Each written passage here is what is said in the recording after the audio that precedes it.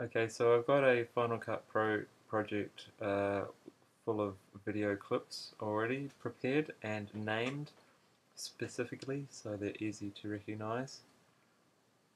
Just double clicking on them, opening them in the viewer window, and scrubbing through just to have a quick look at what I've got.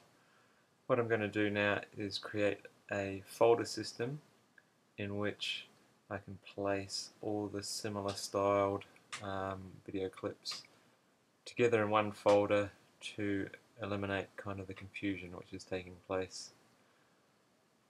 So in this example I've just created the clouds and landscapes folder and dragging the relevant clips into it. You can see here I have a number of mixer video clips of a concrete mixer. If I right click in the browser, go down to new bin, a new bin is created, ready to be typed into, and then I'll just select the clips and drag them in. I can also select multiple clips by holding down Command and then dragging them all in. So already starting to look a bit tidier, easier to work with.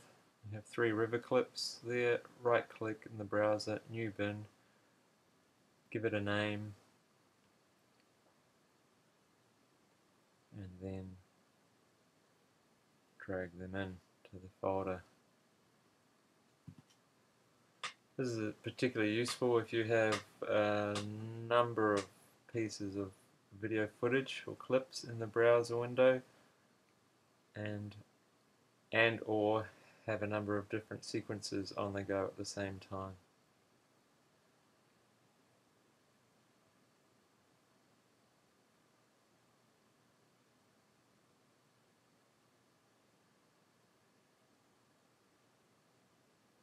So the first basic edit we're going to do today is a straight single channel short video using the mixer footage, and in it we'll have a look at dissolves and fades and audio fades on a single level of the timeline. So I'm expanding the mixer footage, double clicking the clips into the viewer window and looking for a nice clip to begin with.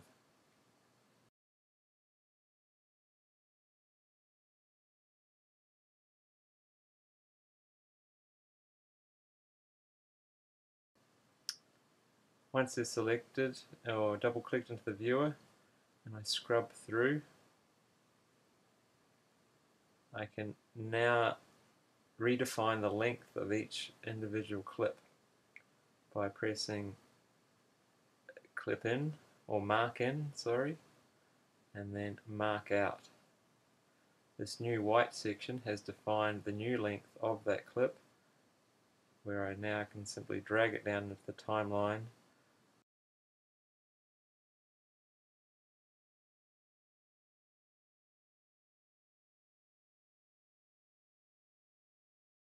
and then I still have the ability to make it shorter in the timeline by dragging the ends to the left or longer to the right. So I'm just going to go through a few more clips, marking in and out points and dragging them down to the timeline on the same video track, V1, and making sure they're touching each other. Final Cut Pro has a snapping feature or snap lock functionality, which means the clips sort of touch each other really smoothly and don't overlap or go over each other and cut off any footage. So another in and out point, dragging it down the timeline, dragging it to the left to meet up with the existing clip on the timeline, feeling that kind of snapping tension and letting it fall into place. Again, I can shorten that clip.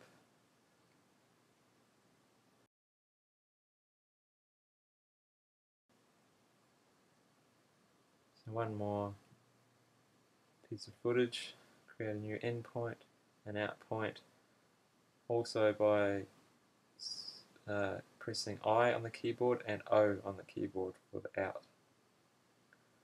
So I drag that one a little bit longer than my original out point so that it's roughly the same length as before previous clips.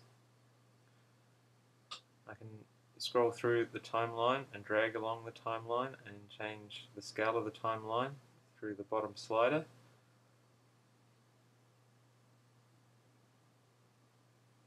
It's very handy to have a wider perspective to see how your whole project is shaping up. Let's just drag one more clip down, create a new endpoint and out point, drag it into the timeline, snap it to the previous clip. Now if we drag it above the previous clip to create a new video track and then shorten it to exact same length, we now have a quick way of creating two clips that will be the same duration.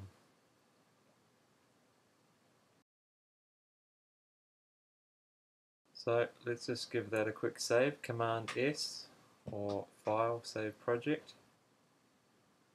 Just take note, the 0 pointer of the timeline starts at 0 and heads to the right hand side towards infinity.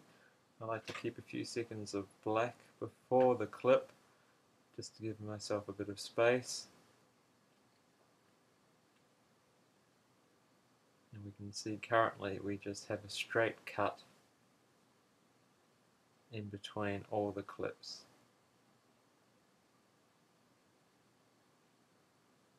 If we place the mouse between two clips and select, we're actually effectively highlighting the area between two clips, which allows us to put in a video transition. Let's go with the default cross dissolve under effects and see what it does. It's a short dissolve which has the ability to be extended by selecting it and dragging on the left hand side or the right hand side.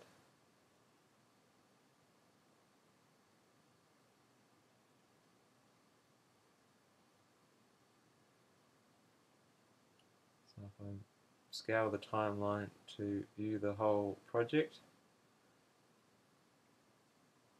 and select between the two next clips, zoom in, get closer to the selected portion. Under effects, go to the last effect, which is a cross dissolve. It's also the default cross dissolve, but we might try something different. Let's try page peel.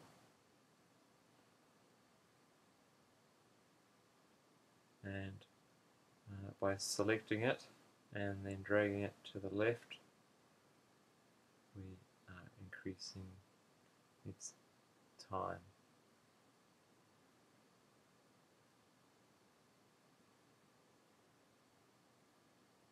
So we'll just work our way through the next two transitions by selecting between clips,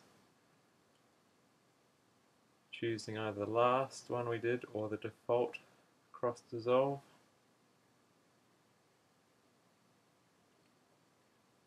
Again, playing around with duration. Let's go for quite some time this time.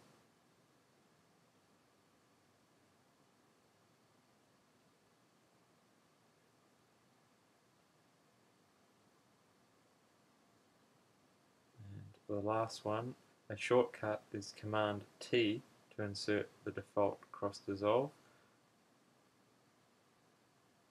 And by selecting on the end of a clip or the last clip in your project and applying a cross dissolve, it effectively is a fade out as it has nothing to fade or dissolve back into. I'll select the front of the project or the sequence and the same thing will take place. It will effectively be a fade in this time. And I can change the duration to to make it a nice smooth, longer fade in.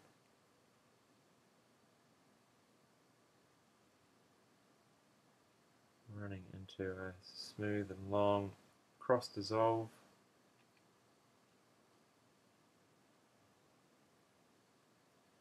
Into a page peel.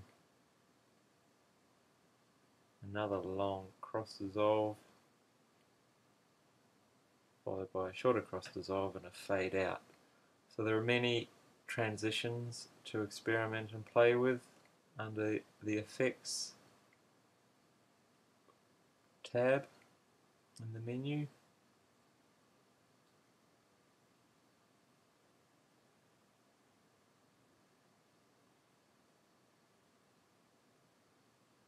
And at this point, it might be a good time to name the sequence.